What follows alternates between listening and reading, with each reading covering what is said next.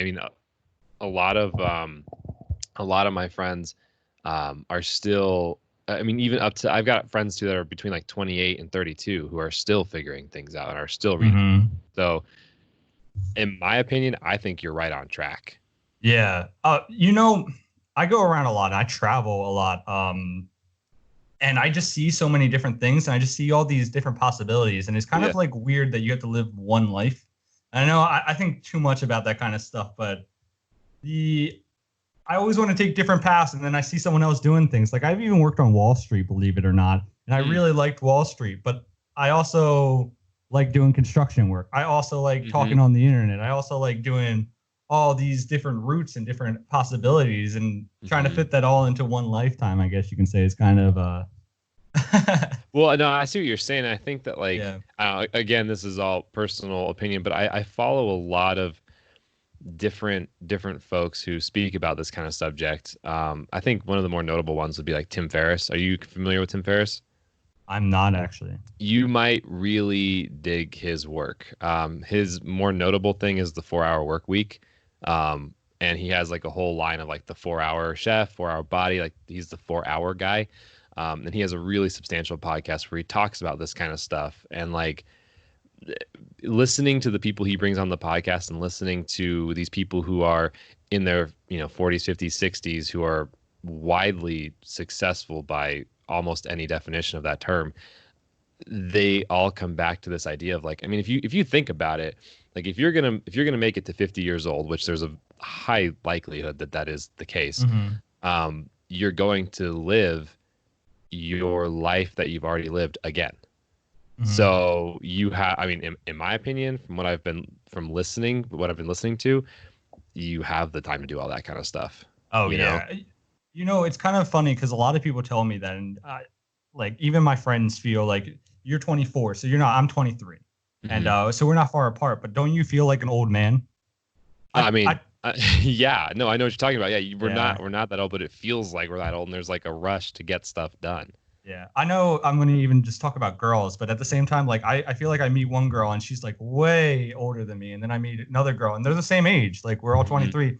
They're all, Hmm. they like going out to bars and they like going and doing a lot of things that I just feel like I'm growing out of already, Hmm. So Hmm. but then sometimes I don't. I wonder if it's just because I travel a lot, or sometimes if I realize it's because I'm like, I want a house. I want to make sure I want to get something down, and I want to actually create something. I want to be a business owner. Hmm. I want to do good in my life. So sometimes I wonder if it's the fact that I'm overgrown, or if I'm just But after talking to people like you, and you're saying, hey, you're exactly where you're at, you're doing the right thing, it almost makes me feel more comfortable. And I feel like a lot of people feel the same way as I do, like for trying to figure things out, trying to how it took me like 20 minutes just to hook up my equipment. And Hmm. I going through all that is a huge step. Starting a podcast, asking people to come on the thing, like a lot of the steps people don't know and people aren't willing to take. But for advice for that is anyone who's listening to the podcast is just ask. Like I Hmm. listened and I read a book, and one of the biggest things was just ask, go out, just talk to people, figure out what you want to do. Like you said, we have plenty of time to do stuff, and there's people that are 50 who still don't understand what they're trying to do.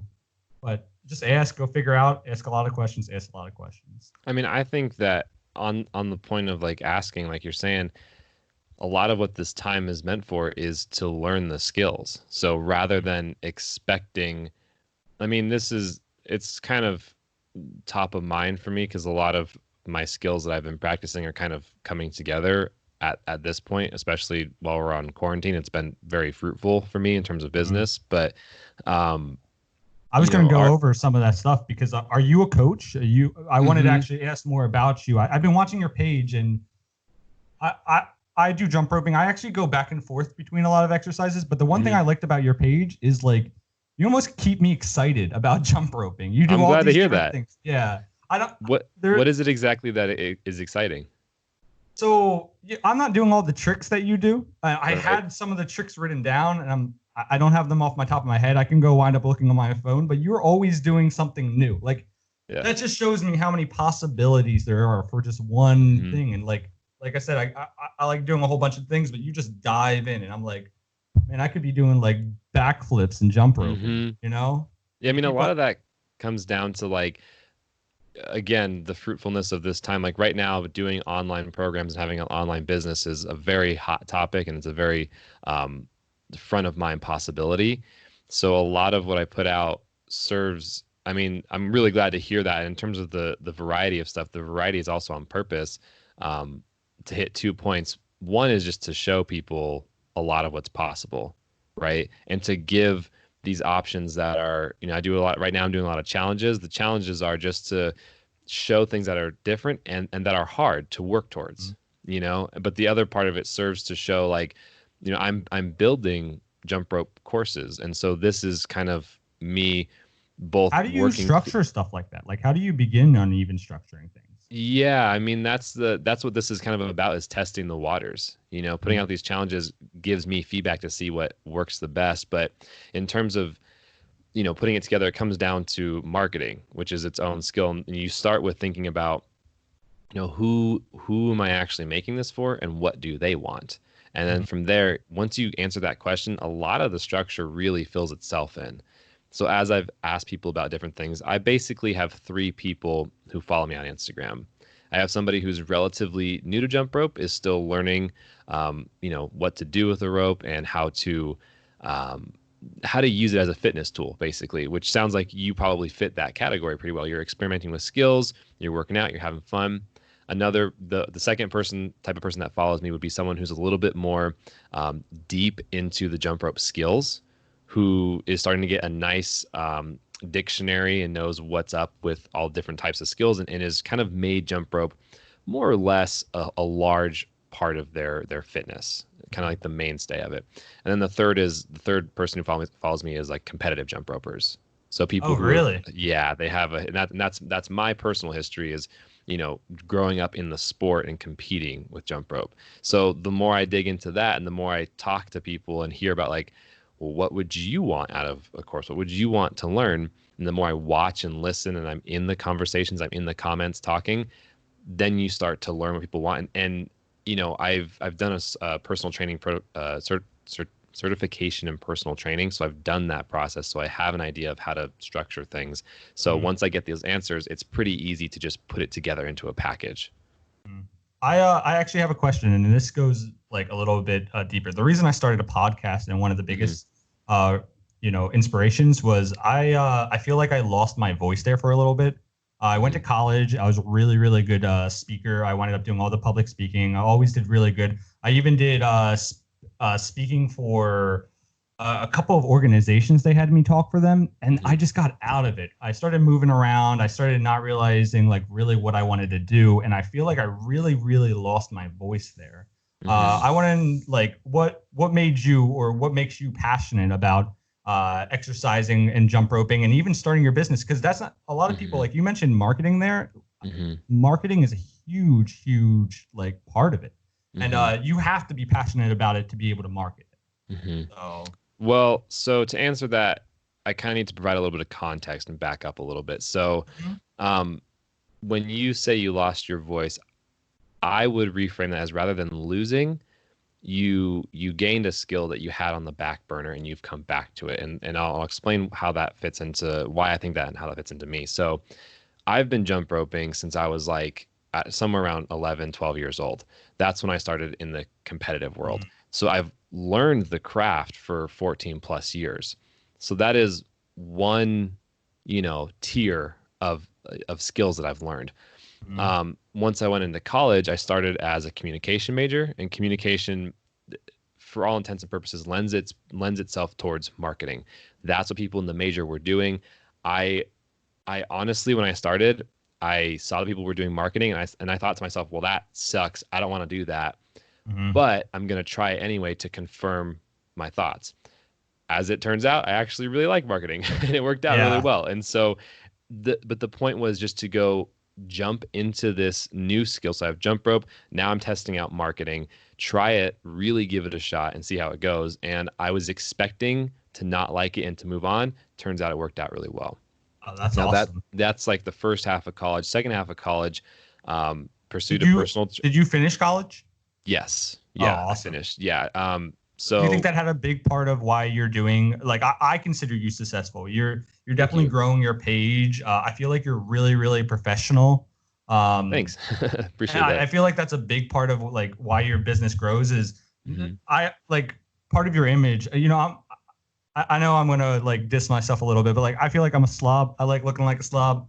I like kind of coming off like I'm 23. I don't know what I'm doing, and I do a lot of marketing. I do a lot of hard work, and I do a lot of work in the background and stuff like that. But I also like just going for me for all a Well, the bit thing is, with like college. you, And again, like we were talking briefly before at the beginning, you don't have to.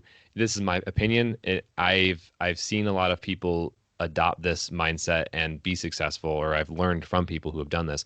You don't have to necessarily have the goal in front of you right now. mhm, Everything I'm doing right now, there's zero chance I would have ever expected it at the beginning of college, at the end of college, even a year after college, even mhm, 8 months ago, I would not have expected this at all. yeah, But what is important is that you identify a skill and you sink into it and you go for it. And that's when you ask, like, do I feel like college was valuable? Yes, because dude, I was the same thing. I had no clue what I wanted to. I didn't even know what it meant to like the idea of getting a career. Like it's nice when you say, oh, you need to get a career, and that's cool. But like yeah, it doesn't connect. It didn't connect for me. I didn't have an idea. And so but instead mhm, of thinking I need to figure out what this goal is, I need to figure out what job I want to get and like thinking so far ahead, I knew it was most likely going to change. So instead of reaching super far and trying to get that thing, I thought, okay, what do I have right now? Well, I have a communication degree. I have a personal training certification minor, and then at like the last year of college, I found a technology management certification, which technically is a minor, but for bureaucratic reasons, I have to call it a certification. And mhm, all three of these things were interesting to me. Like I just liked it. So I thought, okay, rather than figuring out how I can flip this into money or a career or whatever, I looked at generally where are these people going? Like mhm, generally speaking, what are they doing?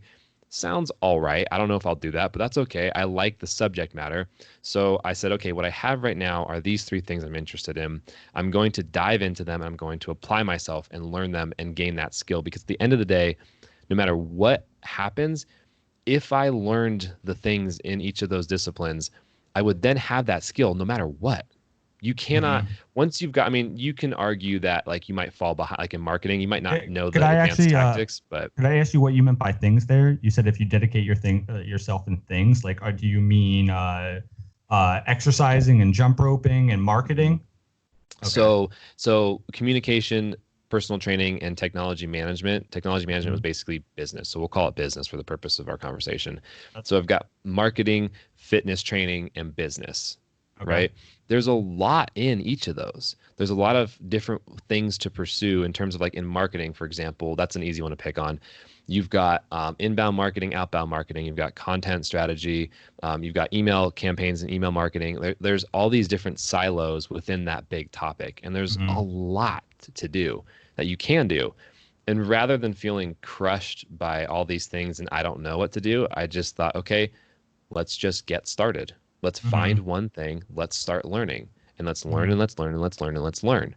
Hmm. And you know, to me, you can take the idea of marketing, you can take the idea of these um, career skills, and the idea of training and practicing and learning. You can apply that to soft skills as well. Hmm. So while I was doing all this in college, in the middle, I ended up breaking up with a long term girlfriend, which was it was a bit of a bummer. But Hmm. for a good period of time, I just kind of sat there and felt like shit, as I think most people do. And it got to the point where I was like, okay, well, what now? Like, am I just gonna just keep thinking about this? And I mean, I could, I did. I sat on the Hmm. couch for a while and I was just like, I think we all but did. yeah, exactly. But then I was like, Yeah. okay, well, how do I get better? And to be fair, there's a little bit of ego in that because I was like, I want to get better and prove you wrong, Yeah. which is not the greatest motivation, but it got me started, right? I feel like we And all have that a little bit though, and I'm not. One of the reasons I say I got silent and everything was I dealt with a long term relationship too, and I Mhm. feel like that whole thing. First of all, we're growing as people, and Yeah. then when you wind up dealing with that breakup, and you wind up dealing with the different pressures that it puts on you after you, because when you're in a relationship, you're almost kind of like in a zone that you think, oh, Hmm. everything is perfect, and then as soon as you're going out, like you break up and you're no longer in that relationship, you're like, hey, wait, that wall is definitely falling. You know what I mean? And I should have worked on that earlier. it So, changes and it the changes way your you see perspective. yourself as well. Hmm. And so the point of that kind of anecdote is that I got to this point where I wanted to improve myself, and you can use self-help books as Hmm. like the skill we're talking about, like Yeah. improving yourself. That is its own skill as well. Do you And read so self help books? yeah, I mean, I I do too. that I do too. term, what's that? I do too. I usually, well, you were gonna say that term for The the term, books. like, to me, self-help is a little bit not, it doesn't really encapsulate all that's in that category. But Hmm. for the purpose of what we're talking about, that is the case. And Tim Ferriss technically falls under self-help, and he's one of the people that I follow the most. But Oh when you yeah. actually read his content, it's much more human, and there's much more principles of living, Hmm. rather than like, oh, help yourself. Because to me, there's two versions of self-help. There's the seven things to do in the morning to make sure that you crush it at your corporate job. And then there's the, hey, we're all people. Here's an example of something that I've learned. Here's how you can apply it to your life. And that's more what I mean by that. But the point is, the idea of self-help and growing is, in my mind, the same way. It's the same thing as growing a marketing skill. It's the same thing as showing up to the gym and doing the reps every single day. Hmm. I So, yeah, I totally agree. With your job, so you do coaching, and I'm not mhm, sure any of your programs or anything that you have. But how do you manage? Like the first thing is like, I want to go to the bar. I want to go outside and just do other things than work out all the time. How do you keep yourself determined, and how do you keep yourself set to that goal of mhm. uh of exercising in general? Like, not trying Well, to say like we all I in the midst of doing this and trying to get Skype to work and trying to get my recording equipment up, I winded up going, and then I'm like, oh, I'm getting a little bit stressed, and then I grabbed the Coke, and then I'm like, don't want that. You know what I mean? hmm And I hmm haven't drank soda in a while, but this hmm quarantine, first of all, got me sitting yeah. down doing nothing. That's a hmm huge back set. And because I've been sitting doing nothing, I guess I haven't been keeping to my uh, which Schedule, schedule. discipline. Yeah, Hmm. discipline. That's the word I was looking for. I haven't been keeping to my discipline as much. And, I've been letting myself drink a little bit more soda, especially because I probably live in a different area than you. You have a yard. Hmm. I have apartment, but there's three people near me, and jump Yep. roping. It's not like I'm on the second floor. It's not like I'm Right. going to jump rope in my house, and Mhm. then my yard is shared. But you can if you don't care about your neighbors. I can. That's a good point. Because even when I lived over in the city, like that was a big thing, and I feel like the pressures of people looking at you and kind of like I went outside and there was an older couple next to me, and I would be jump roping, and they literally would try to pull into my driveway and then over just because they didn't like the fact that I was jump roping, Yeah, and it it's was the annoying. city. Yeah. So Yeah, of it's course annoying. there's parks and That's there's real. people that do that does yoga, and I usually went out and I also did yoga, and I also jump rope, and I feel like it did a big part of me not caring about what people think. But there are those situations that you're in a house, and I know a lot of my roommates at the time wouldn't even want to go out because they're like, "Yo, no, we just don't want people looking at us like that." Hmm. How Well, would I you think, overcome that? yeah, well, so I think in terms of maintaining discipline and continuing. So we're talking about like how to maintain discipline and how to maintain growing for all intents and purposes of business, and keeping the balance with career and pleasure. Um, in I terms of asked you a lot discipline, there. Yeah, yeah, no, it's all sorry. good. Yeah, I went over a lot there. No, you're good. So when it comes to maintaining discipline, it's important to know that the context of where we are right now. The thing with discipline is, like, I think a lot of people, including myself, Mhm. expect for it to be consistent every single day. You think of people like Jocko Willink, retired Navy SEAL, gets up before 4 a.m. every day, crushes his workout, is posting it on Twitter, like here goes Jocko, but Mhm. not that's a different, it's different, and it's not that he feels obliged to it, it's that he enjoys it, and that's part Yeah. of his programming that he enjoys. But so with discipline, keep in mind the context of where we're at. So like especially right now with the quarantine, it's really weird and it's flipping us all upside down and it's removing a lot of the things that usually keep us excited. For me personally, being around my friends, not in necessarily a bar setting, but like having a intimate one-on-one conversation about like our aspirations and the things that we're working on and getting excited about things, that Hmm. fires me up and that keeps me going. And now that's changed. Now it's happening over Hmm. phone versus in person. Luckily, it's relatively easy to do that, but Hmm. it adjusts. And Do working you do you out. do coaching over Skype? So in terms of the business and the coaching stuff, that's all very brand new. And we Okay. can get into Okay. that in a little bit, and I can explain what the goal is there. But um, we could get that in a second. But with the discipline of doing working out, like you have to now the goals that we had before, the expectations that we had before, we cannot hold ourselves to that standard at the moment. We have to reshape what we're going after with the changing landscape. So, Hmm. like personally, my favorite thing to do when I work out is to separate all my workouts. I don't like to go hit squats, then jump rope, then do this, then do that. I Hmm. like to do heavy lifting because that is fun for me. And that's usually not going to be paired with jump rope because once I've done that, my body is shot and I don't have the same level of explosiveness.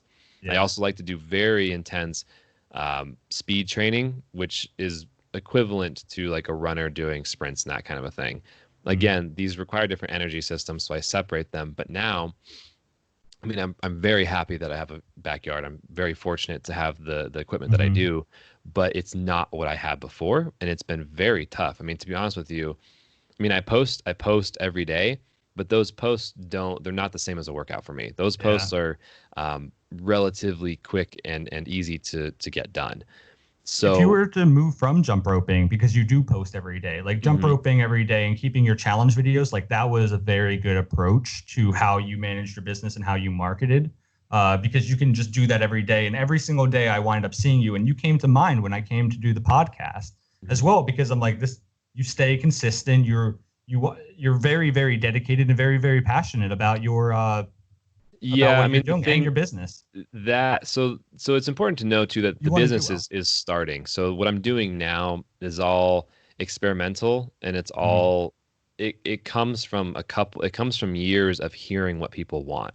I'm Yeah. not doing things it's there's two forms of marketing in my opinion. There are hitting the tactics to make a sale, and there Mhm. is finding people that want something that you can genuinely provide and listening and being a part of the group and understanding what they want and helping them achieve what they're going to. And the marketing just serves as a catalyst to get from point A to point B smoothly and effectively. So Mhm. the stuff that I put out is really just what people already want and what I've seen they enjoy. Um, so in terms of maintaining the discipline, there's 2 points to that. Number one, I have people that follow me. They're literally my friends. Like these are actually people Mhm. that I've met over the years that want to hear this from me, and it's fun to do that. But the other thing too is like there are tactical ways to approach. I mean, this is content creation, so there's tactical ways to approach content creation Mhm. to get it done effectively. I've previously, I mean, I've done professional photography and videography work as well. I was going So to ask you, I seen your actual page, and yeah. the very first thing I saw in your profile is you have this gigantic camera. And then you're taking an Yes. awesome photo. So that Yes. means you have two ginormous cameras. Yes, I have a couple of cameras that I'm Yeah. very, very proud Yeah. of. Proud that I've been able to purchase them and use them. But Mhm. so a lot. I mean, again, like this is where we started the podcast talking about how to attack skills and grow as a 20-something-year-old. I've never approached the skills that I've learned as, dude, when I was jump roping, the one of the first thoughts I had a couple years in was like, man, if I could do this for a living, I'd be set. And Yeah. then at that time, I was like, there's no way to make a living off of this because no one else was doing it. And Mhm. so I just wrote it off in I, terms of I, a career, but I kept going and I kept learning the craft. And I've mhm. I've applied that to everything. I've applied it to marketing, I've applied it to business, which is one of the newer skills that I'm learning. I've applied Mhm. it to content creation in the form of photo, video, motion graphics, audio editing. Like once you really narrow down like what is the skill that I'm trying to learn, and you attack it, you like what you were describing with well, let me finish the thing I was saying before about discipline. Okay. I batch create my content. So like I'll spend a Sunday, I'll write up all the challenges I want to do, and then I'll go outside for like a half an hour, record everything, come Hmm. inside, and then I'm done for a week. So I Oh, actually don't awesome. go out every day, which in terms of when you say like how you say discipline to work out every day, I don't. I Yeah. legitimately have not been working out. I've done maybe 7 or 8 workouts in the past 2 months. Like Yeah, it's I can been tell you're good rough. at your craft because I can't even tell. Like, I can't even tell that you weren't out there every single day. Yeah, I mean, and So, the thing is, like, I have no intention of pulling an illusion on anyone. The only reason, like, I would just be in the same shirt, the same outfit, and record everything for me. The only reason I change things up and there's an illusion of looking different is because it's easier to go back and find those posts because people do that. That's the yeah. only reason I do it. And I will be most I have been thinking about and will probably pull the trigger on doing different ways of doing that because I don't like switching my shirt 7 times Yeah. in a half Yeah. an hour Yeah. doing these, but it's what works. But in terms of treating things as their own skills and learning, like you talked about at the beginning of the podcast, you know, you spent this time learning. You were getting the microphone set up. You were getting ready on how to record. You were doing all Hmm. these steps. Yeah. You Any you know how you were saying about changing your shirt? I actually have a really, really good thing. Sometimes I put my microphone. Do you remember in my very first video that I've done? I put my microphone here because it screams that I'm doing a podcast. I could Mhm, stay in. I could have not had that, but then it's more like a vlog and different things, and people get the wrong illusion. Like people get the wrong feel for what I'm actually trying to mhm, do. Yeah, illusion maybe, but I straight out tell people like you're not afraid to tell people, hey, I change my mhm. shirt every single day. And the thing is, sometimes your workout is different than your video. Like you Yeah, go it always and is actually.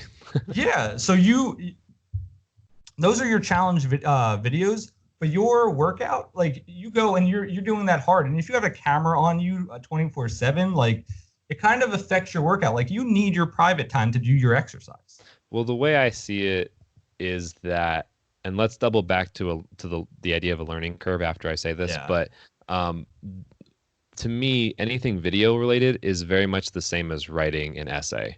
yeah, You're not going to include a lot of things in your essay because you're oh trying to yeah, get across a certain point. That's more noticeable in something like the vlogs that I've been working on. It's less about saying, here's the list of everything I did today, and more about, I have a point that I'm trying to make. Let me describe the things that are relevant, but I'm hmm, going to omit a lot of things that are happening because it's just not important, you know. yeah, Which is the case with the challenges. I don't need to show my workout. I mean, you know, sometimes I will post like, "Hey, here's the skills I was working on," but you just yeah, omit a lot of it, you know. yeah. Every now and then, like I have just pressed record and then I've posted like a 10-minute video to IGTV of like, here's literally Yeah. what everything I did, and that's fun every now and again, but it's usually not necessary. But Yeah. in terms of the idea of a learning Do you curve. think people actually watch all that stuff like for a live? Do you think people actually sit there and watch your entire life? Like I've even seen people that have like 100,000 K, and I'm not going to call out anyone's name, but I do Mhm, actually know references, and they'll have 4 people watching their live. mhm. And I Yeah. know that they're successful, and I know that they're big people because these are people that have even been on TV, and they'll have Mhm, 4 people. Some of them, even the music that I listen to, I'll wind up seeing them going posting, and they'll have 100 people watching their live stream. mhm. It just, I mean, that's kind of complicated topic just because like it just it comes down to the person, what they're Mhm. providing to the like. So for example, you know, I have a friend, her name is Shari. She's a professional heptathlete, and she's looking at going into trying to get into the Olympics, which she'll make it, Oh, but that's awesome. I mean, they canceled it this year, so that was a bit of an issue. But the point is, she's Yeah. got 230 something thousand followers. I might have that wrong. She might have more, but when Mhm. she goes live, she's got, you know, a good chunk of people on there. I think between 500 and 1,000. And Mhm. lives are a different thing because of just the nature of what that content is different. Yeah. But it comes down to, you know, who that person is and what you're saying to the right person. And that's a weird phrase, but the point is when she speaks, she has a couple of people that she knows are listening, that she is creating that content for. Like there are people she knows, she talks to, and the more you actually get to know the person you're speaking to, the more you like me with my jump rope people. They're actually my friends, and so they'll text me and we'll talk about like, hey, this is what I was working on, or they'll DM me and like, hey, this is what I'm working on, this is what I'm thinking. And so the more you understand what that person is doing, the more you can turn around and say, hey, here's this piece, here's what I'm talking about that relates directly to you. So in terms of the person who has 100,000 who only has 4 people listening, there's a lot that could influence that. So it's hard to be sure, but like they might just not be matching exactly, and different platforms are different context, So, but in terms of earlier, we were talking about with the learning how to do a podcast, every skill, there's a learning curve to it. And so that the first step of being good at something is being bad at something. And you honestly, there's always, as good as you get, there's always something you don't know. And so with any kind of skill, in terms of the idea of being 20 something, trying to figure things out, it's not about how can I nail it? How can I be successful right now? It's about, okay, every time I do a skill, there's a learning curve. If I'm trying to learn how to do a podcast, that initial, it's like a hockey stick going up because there's so much you got to learn, and then it levels off a little bit. And then there's just always a next level you're reaching. So you've learned how to set it up. There's always something new you could learn. Yeah, always you can you learn how to set up the microphone, you learn how to record, you learn how to get your questions ready, talk to the person, reach out. Cool. There's the first 5 things. Awesome. You've done that a couple times. It's going smoothly. Now what's next? Well, how do I play with different narrative formats? How do I, make this part a little bit cleaner? How do I sharpen this? How do I repurpose the content for Instagram? Okay, that's the next level. And so I personally think that the point of 20s and learning is to find as many things and to sink your teeth into them and get to a point where, a lot of things, especially right now, like it helps to have a job and it helps to be somewhere to learn, but you can learn so much first and really get an idea of what's going on but you have to really apply yourself. You have to really give it a go, and it's not supposed to be easy. Your goal, or anyone's goal if they're learning, in my opinion, is to keep searching out the difficulty and find the problem points and keep finding them and pulling them in and get into that frustration so you can figure it out, Yeah. I don't know if you know that before I did this podcast, I actually had a channel and I was growing it for a while. So when I was 19, 17, I actually started a channel when Tumblr was big, and I had a lot of followers on there, and I had a lot of followers on YouTube. And when I went in, my format for this podcast was way different, and all these camera tricks and all these I also focused a lot on filmmaking. I wanted to become a director really, really bad. And I was watching Rekka Rekka a while ago, and I don't know if you know who Rekka Rekka is. They're a YouTuber. They're a big channel, and they're way bigger. But I also grew up watching Smosh. Do you know who Smosh is? Yeah, I'm aware of who Smosh is. Yes. So I grew up watching Smosh, and I was really, really determined. I had a whole group, and we were one of the reasons I got into, and I really, really like your channel, is because we were doing parkour and we were doing all these different. I love it. We were doing all these different stunts, and a lot of my friends still do it. Like I have friends that are comedians, and I talk to all of them, and we're still a group. But with this whole page and with this podcast that I am doing, I want it to be more real. Like I want to show, I want to figure out how to wind up showing flaws and wind up showing like actual conversation and keeping it interesting and keeping content that people don't usually do. I kind of want to bring it to the next level, because I see a lot of people nowadays doing on YouTube and a lot of marketing in general. They're posting all this content, and I'm trying to be more real with my content. I'm trying to be more raw with it. And I almost like the fact that I'm like, sometimes I even stumble over my words, or sometimes I even come off with a certain aesthetic I'll use because I'm trying to pull off that aesthetic. And it's an aesthetic that I have never tried before. It's an aesthetic that I didn't really plan for. And I'm trying to talk about a lot deeper subjects as well, because a lot of the reasons that I like exercising, and I know actually I don't want to put myself in this, but also because a lot of my friends, I keep on growing up, and I will put myself in this, I guess. a lot of my friends are going the wrong way with life. And I feel like exercising is a big way of staying on top of, hey, I'm not going to wind up doing the wrong stuff, if you know what I mean. Mm-hmm. Getting Mm-hmm. drugs, getting into Mm-hmm. bad business, getting into messing up their life. And I see a lot of Mm-hmm. my friends who stay active, go outside, go and like are working and staying disciplined. And exercise is a huge, huge thing about staying disciplined. You're a well-spoken uh, person as well, and Thank you. you're very, very well spoken. But there is a challenge to winding up talking about these harder things, and I feel like that's why. Uh, um, I try to capture my words right now only because Mm-hmm. I am talking about harder things. Mm-hmm. So, but I like to stay disciplined so that I wind up not staying out of like getting into that kind of stuff. And I feel like a lot of Yeah. people use exercise, especially with think of joining the army. A lot of people wind up staying and joining the army to wind up Mm-hmm. staying away from the bad, like, Yeah, I mean, we all have the certain things that we engage in to keep us on track, and for some people, yeah, in a more intense situation, they need a stronger coping mechanism. And yeah, one of my friends, Fausto, actually, he lives in LA. He has, if we're gonna, if you want to go down the route of talking about, yeah, serious life stuff, he's had a very, very rough past. He's been, you name it, he's done it. He's had a lot of drug abuse, a lot of alcohol abuse, a lot of severe, severe depression, and yeah, the thing that I've learned from him and from a lot of other folks hearing about these kinds of stories is, the folks that are in my network usually take jump rope and and exercise, and they use that as their mm, their straightening tool, right? yeah. But it really, I think, comes down to Have you finding. ever dealt with any of people that came to you as well and are like, "Hey, I'm trying to get back on track," or any situations like that? Well, I no, know I'm in. no, Yeah. because I mean, like, I'm not licensed in any kind of mental health practitioner. You know what I mean? I Oh have yeah. my things that I think and I see and I assume and I find to be true anecdotally, but Yeah. nothing.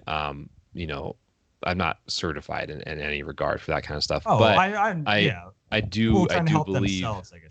Yeah, I do believe that a lot of people, the more I'm able to put out the things that I believe in, and I speak about it and I make it accessible, it opens Yeah. up the opportunity for more people to find that and then apply it to themselves, you know?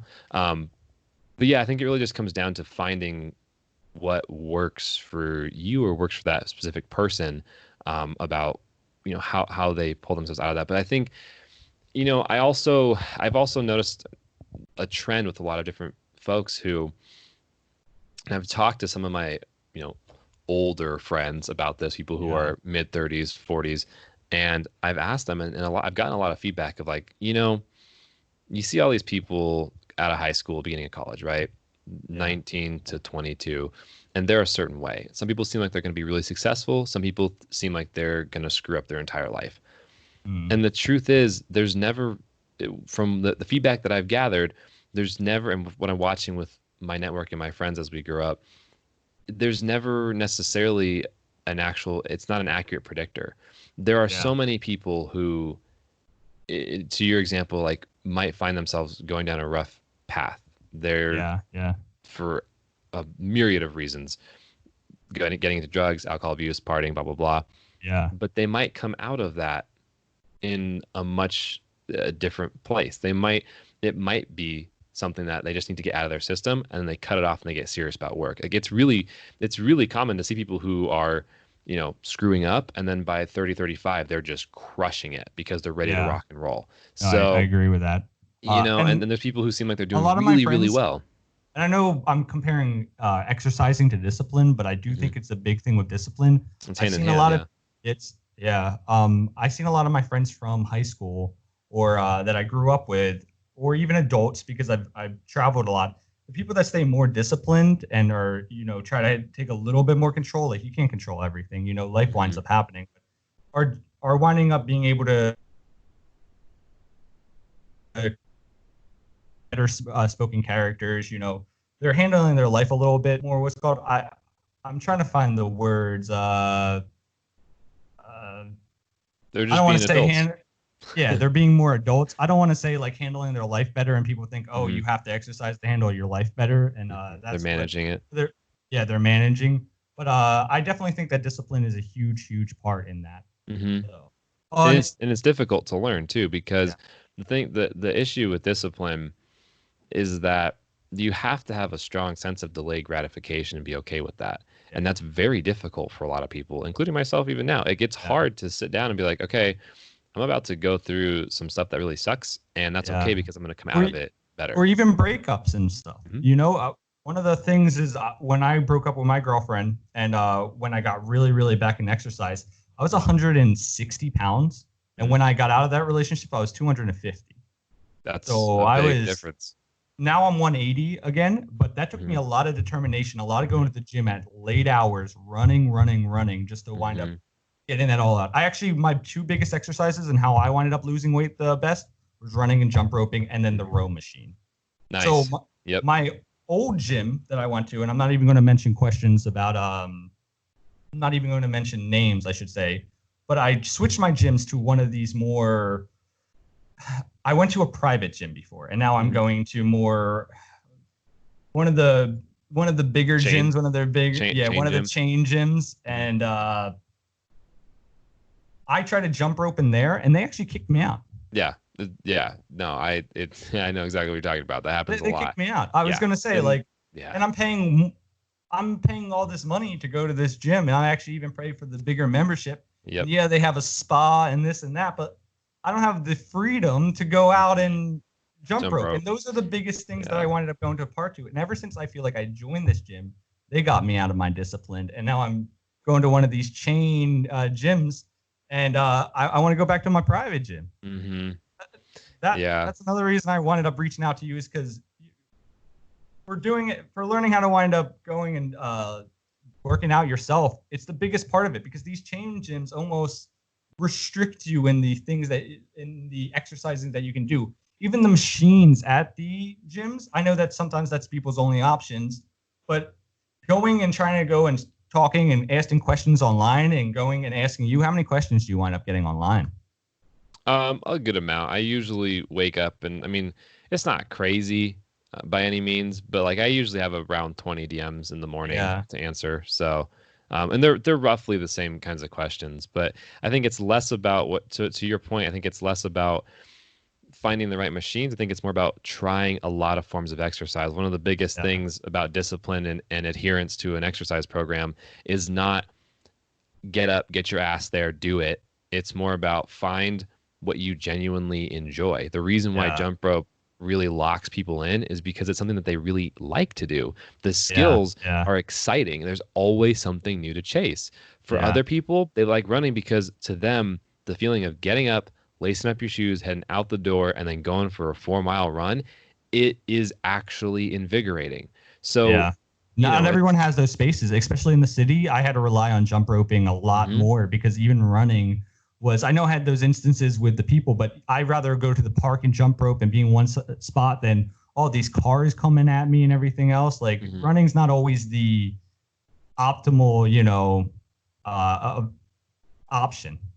Yeah, and So, it just it's not optimal. So you have like your actual constraints. Good mhm, example is me right now with the backyard that I have. I do not have a squat rack and the full mhm, system at yeah, my disposal anymore. But the thing is, what's important back to the skill learning curve, right? You yeah, just have to keep trying different things until you found one that you're like, you know what, I kind of like that. Let me try a little more and a little more and a little more. yeah, And it's okay to stop, but it's not okay to stop too early. yeah, If you tried two things and you're like, these both suck, well, I would imagine so because it's only two things out of like 100 different options. yeah, If you've done, three podcasts and then you stop and then you say podcasting is not for me, did you yeah, really did you really go after it? I mean, I did that yeah. back in college. I did a different You podcast you did a and podcast? yeah, back in college I Oh, did like again, literally like three episodes where I mhm, was talking to faculty at the university I was at and asking them effectively the same questions you're asking now. Like, how do you become successful as a 20 something yeah, year old college student? And I stopped after three episodes because I don't know why. I think honestly I just dropped off. There's so many things going on. I just yeah, stopped doing it. But I didn't really give it a good go. Yeah. I learned enough, like you're talking about, to record it, and I got up that first skill curve. But after that, I just dropped off. It Yeah. served me a lot last year when I started this new podcast that I do, and I've maintained that one, and I'm on a lot more episodes now. But um, there's just so many different layers that it's worth, if you can set that, again, delayed gratification, if you can set that, okay, I'm here to learn a skill, it's going to be hard. And you can identify, like for me, I like numbers and layers and buckets and bins of like, okay, here's this phase with this list of things. Once that's done, awesome, did it, congratulations, move on to the next one. Here's this bucket with these things. Okay, cool, move on to the next one. And then Hmm. constantly evaluating and giving context. I I kind of want to go off of that thing that you wind up starting the podcast and then you stopped doing it, and I want to kind of give advice. I want to give advice about how you can handle that as well. Anyone that's winding up starting a podcast. So this started off as I'm writing a book. I don't know if you know. I don't want to give out the title of my book, even though I'm getting down because I might scratch a bunch of it. I've Hmm. already written. I'm already 250 pages in this book, and Hmm. when I was writing it, I realized I didn't know how it was going to end. I didn't know what the whole meaning of my book was. And I'm going to say my name of my book, considering I'm going to wind up going. It's called Achieving Nothing. And the Hmm. book it's literally, it's about my life, and it's about all these different things that go on, like whether it's me traveling with divorce with my parents and Hmm. all these hard, raw subjects that I really want to nail and I want Hmm. to become better at talking about. And I also want to help people as well. Like that's one of my Hmm. biggest things is I know a lot of people that deal with these situations and they come, and I'm not a licensed medical professional or anything at all, but I think it also helps being more open about it. I go outside all the time and I see people dealing with the same situations, and Hmm. everyone's never really talks about it. They're afraid to talk about themselves because they're afraid to be judged about it. And that's And huge. insecurity, 100, that's real. And Mm-hmm. but it helps to hear that there's somebody else in the world that understands what you're talking about, and you're Yeah. not alone. That's a Yeah. big deal. Yeah. Yeah, And talking to people definitely winds up making, I feel like, going to be the quality of all of my work better. Talking to hmm, you, it I does. take things from it, and even talking to random people. And this is some crazy thing that I ended up randomly talking to someone that was on working at Hot Topic, Hmm. and she told me, she was like, okay, well, if you don't do the podcast and it doesn't work out and stuff like that, you could always just get drunk and like sleep on a bench. And I know that's like I mean, so that's funny, true.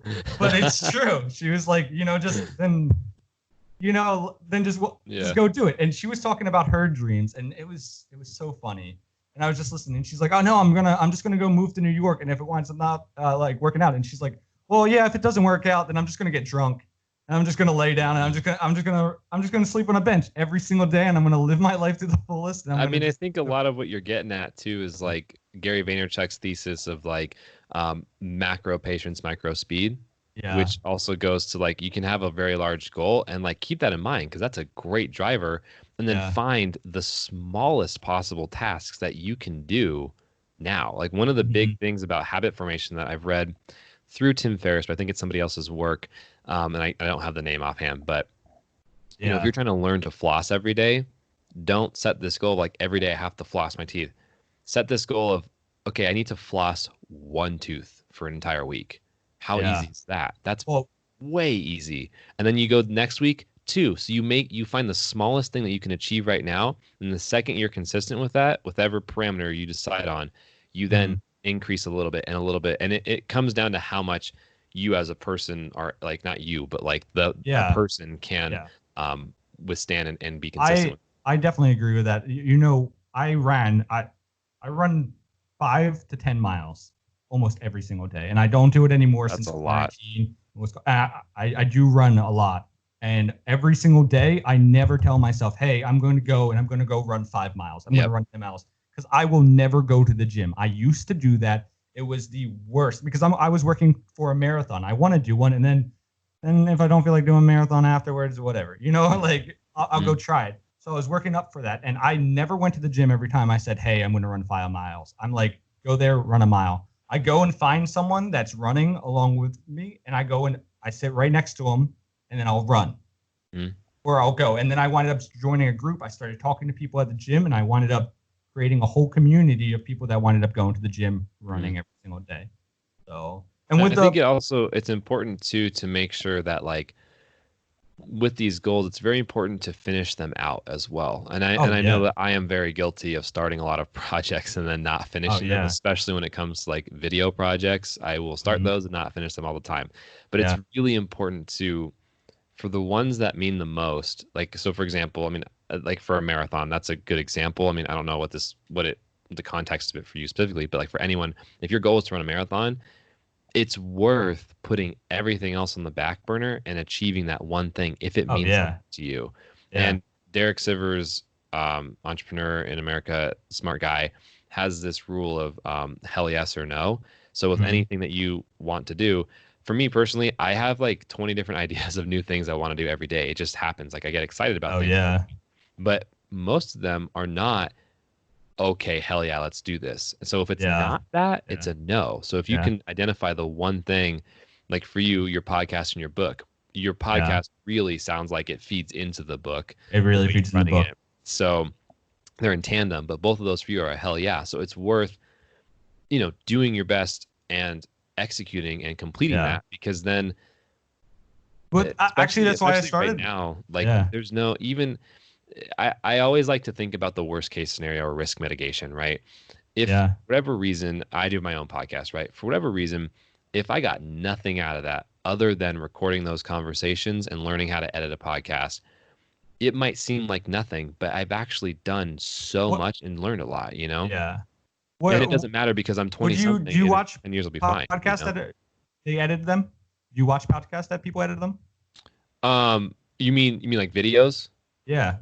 Oh no, I no, I no, not personally videos, like don't full do on video podcasts. podcasts. So like What's that? when you, so I have a our podcast, and this is one of my things that I was going over, or one of the things I was thinking is like, if I edit my podcast, will it take out the quality of my podcast? Like, I Mm-hmm. feel like the realness of me messing up and Mm-hmm. doing videos was a part of the reason I chose to do podcast, is because Mm-hmm. it's vulnerability. A lot. I'm probably a way better speaker than people are going to think of in this video, but just because this is one of my first podcasts, I actually had someone that I don't know on the show as well, and I have to answer all these questions. A lot of it was nerves, Mm-hmm. and Oh yeah, just it's a coming different out here and medium. doing it. Yeah, and you're definitely a big help on starting the podcast, because you're very well spoken, and I could tell you wind up speaking to people all the time, and I could tell that you're a coach, and I can tell that you're very professional as well. I've answered phones, I've done meetings, I've done this, but coming out so vulnerable and trying to ask questions and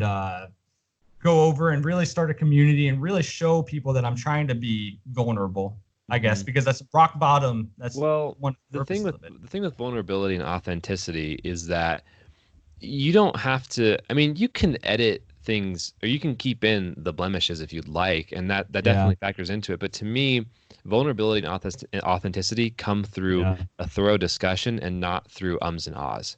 Like to yeah. me, in my podcast, I will edit out. Well, first of all, I edit out a lot of ums just out of courtesy for the guest because a lot of people Oh don't yeah, like to oh hear yeah, themselves do that. But yeah. to me what it comes down to is the principle like marketing. The point is to make your message clear. So for me, if I say 1,000 times and it distracts from what I'm saying, it it actually That's it. Yeah, it deteriorates the authenticity and deteriorates the point of what I'm trying to say in the first place. So oh I mean, yeah, it depends on obviously like every person has a different perspective on that, but to me, you can maintain vulnerability and authenticity and edit things to make I it more yeah, clear. The yeah. editing does not mean when people say editing, it comes across as like polished and Autocorrect, professional and now um, auto tuned. auto tune and unreal. You know what I Yeah, mean? Like in terms of yeah. like when you see, I see this a lot. I've done a lot of digital advertising as well on Facebook and stuff, and you see some of the best performing ads are not the ones that are the most photoshopped or the best designed graphics, but it's the Mm-hmm. things that people, and this is so frustrating as somebody that creates content, but someone who takes a video on their iPhone and there's a couple of quick cuts and that's it. That ad a lot of times performs way better than something that is very manicured. Mm-hmm. And yeah, I forget kind of where I was going with this, but like oh, editing, when I say editing, it doesn't mean sharpening, it means removing obstructions. Yep. And and I'll adjust my voice and I'll edit people's voices a little bit, not Mm, because I want them to sound better, I want to sound cool. It's because I know that certain decibel levels are active that'll be gross when you hear them in a speaker. It makes it yeah, more uncomfortable to listen to rather yeah, than just smoothing it out. yeah. No, I know. I agree. One of the reasons I started this podcast is even, I guess this is my belief, but uh, people might not watch these podcasts at first, but I'm actually doing a Mhm. couple of things in the background. And this podcast, like I said, I was going towards my book. It's going to be, that's one of my biggest things is I'm trying to achieve this Mhm. book. This running, this is my next step. This is my second mile, I guess you Mhm. can say. And it's Mhm. all funneling down and it's going to be in the book at the end of the day. All my conversations, it's going to make it more genuine, make it more real, really come off to the people. But I'm also going to be, I want to become successful. I want to wind up building a business like you are. And I want people to be able to go back on my podcast and be like, wow, he stumbled over his words like 50 times. Mhm. Yeah, I was Mhm. nervous. Mhm. And then later on, when I wind up bringing you back onto the podcast, I'm hoping that you'll eventually come on when Yeah, for sure. I'm For sure. well spoken, and we go talk, and then we go talk over all those ums Mhm. uh and my, I guess you could say my mistakes, uh my vulnerabilities, and I Mhm. can't think of the other word you winded up saying. You said after vulnerabilities and Authenticity. authenticity. Mhm. I really want to go over that kind of stuff and be like, Yeah. hey, Well, I mean, the thing I really is, was a 23-year-old kid that didn't know what he was doing. for me to be totally honest with you, I do, or I mean, things are changing now in the past couple months for different reasons, but like I've always kind of expected the things that I set out to do will not work. And Yeah. I just kind of go into it with this mindset of, okay, well, if this doesn't work in Achieving terms of, nothing. what's that? I said achieving Achieving that. nothing. Well, I mean, it's an interesting thought because the truth is, if you construct the project a certain way, you can construct it in a way where it's impossible to not get anything out of it. So Yeah. for example, like my podcast and this coaching thing that I'm doing, even if for whatever I make zero money and everything is for naught, I've Yeah. constructed it in a way where I will have learned really like how to legitimately run a podcast, and I will have connected with other humans on real Yeah. relationships, and I will have learned a lot of modern digital marketing tactics. Those Oh three yeah. things, if this doesn't work out, this doesn't work out, I still have those skills. And the same thing applies Oh for like, yeah. your podcast and your book. Like you can construct it in a way where you can come out of it with a tangible thing that Mm. regardless of, I mean, it's important to define what success actually means, but like if for whatever reason a different element comes in and that success is not achieved, you've actually still succeeded in creating a thing and learning a lot. So the Yeah. goal, you know what I mean? I mean that's kind of how I see things for in the context of people that are our age, because we have very little um, responsibility in terms of assets that need to be managed and taken care of, and we have a lot of time. And I've Yeah. heard both of those things reflected by many, many folks who are at least double my age. So it takes the pressure off in that sense. It just comes down to Yeah. like, how can you make sure what you're doing gives you some kind of a result? And it's actually relatively easy once you start asking the right questions. Which, Mm. to be fair, a lot of this thinking does come again from Tim Ferriss because he writes extensively about this stuff. But yeah, Oh, that's awesome. That's awesome. I'm definitely going to check him out. I'm going to leave a link. And you also mentioned a couple of your friend. Uh, you know, she was doing the. She also did jump roping, or Fausto. yeah, yeah. I also Yeah, want to throw her in there as well. So if you go give me her link, then I can go throw her under here as well, along with your link, along with everything else. yeah. We're actually hitting Fausto, the hour Fausto, mark he's a now. cool guy. I'll definitely Yeah, give you his link for sure. yeah. Uh, we're hitting the hour mark now, so I'm going to actually wrap up the podcast and For say sure. thank you for joining. Again, I hope that you will come on the show again, Yeah, and I can absolutely. go over a bunch of more questions. I had actually a whole bunch of things planned, but you took over the show, man, and it was awesome. I really, Well, really liked that. I I was talk a nervous lot, that so I if you had get me on a a tangent, I'll go. oh, I loved it, man. I really, really Go ahead. loved it. And it kind of went into a whole different direction of what I was even expecting. And I Mhm. really, really loved that as well. Because I had all this stuff planned. In some conversations, like I recorded other ones that I didn't even put on. I did test runs even with my friends, and Mhm. I had to hold the conversation the entire time. And it was great having someone on here winding up talking, and you know, you have the Yeah, show, man. interviewing is its own skill, and I've definitely Oh, learned that. yeah, I'm constantly trying to find more and more challenges with interviewing because I look up to a lot of people who are interviewing, and I yeah, find people who interview. I really find that skill of yeah, interviewing, if you can sharpen it, pays yeah. dividends in Oh yeah. And if you're not the coach to go to, I don't know who is. life. All I right, only thank paid you. you $20 to say that line at the end. Thank you Nice. again for joining my show. And this is Rock Bottom. You guys have a very, very good day.